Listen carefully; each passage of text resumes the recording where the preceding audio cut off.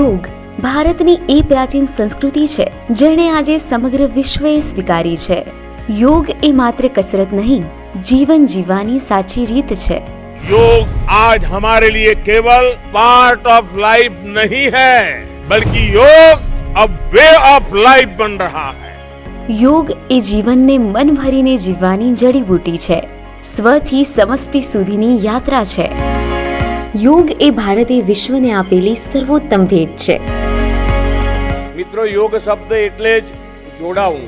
આજે યોગના માધ્યમથી વિશ્વના અનેક દેશોના અનેક જાતિના લોકો એકબીજા સાથે જોડાઈ રહ્યા છે.